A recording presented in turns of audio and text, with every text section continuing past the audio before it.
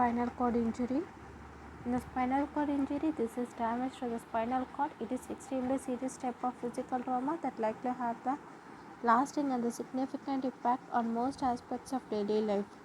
The spinal cord is a bundle of nerve and the other tissue that are the vertebrae of a spine that contains and protects the vertebra. These are the bones that are stacked on top of each other that make up the spine. The spine contains many nerves and extends from the brain's base down the back and ending close to the buttocks. The spinal cord is responsible for sending the messages from the brain to all parts of the body. It also sends the messages from the body to the brain.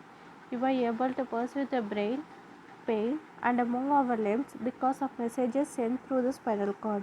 If the spinal cord sustains an injury, some of all these impulses may not be able to get through.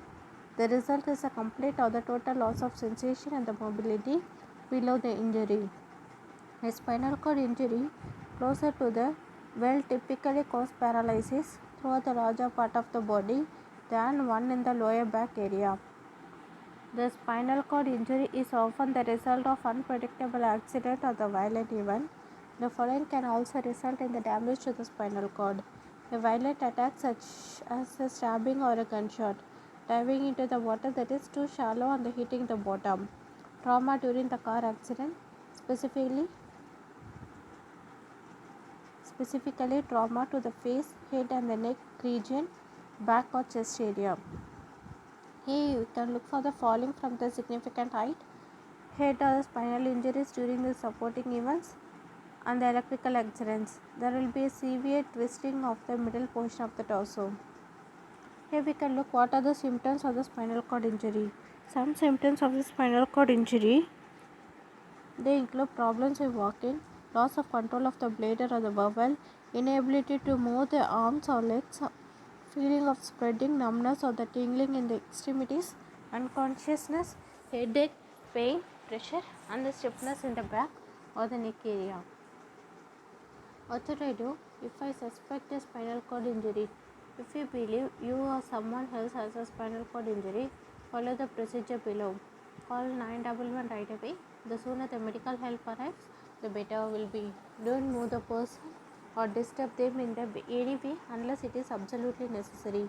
This includes the repositioning the person's head or attempting to remove the helmet.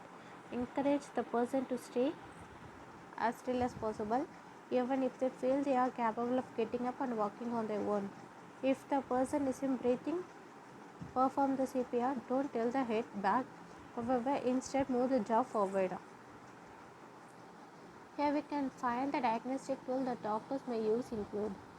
When the person arrives at the hospital, doctor will do the physical and complete neurological exam. This will help them to determine whether there is an injury to the spinal cord and where. The diagnostic tools the doctor may use, like the CT scans, MRI, X-ray of the spine, and evoke to potential testing which measures how quickly the nerve signal reaches the brain.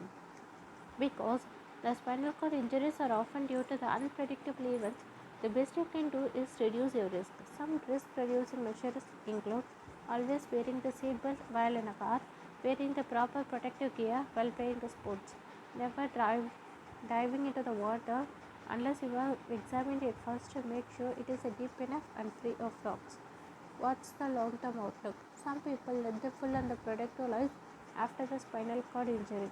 However, there are some severe potential effects of the spinal cord injury. The vast majority of the people will need the assistive devices such as walkers or the wheelchairs to deal with the loss of mobility, and some may even be paralyzed from the neck down.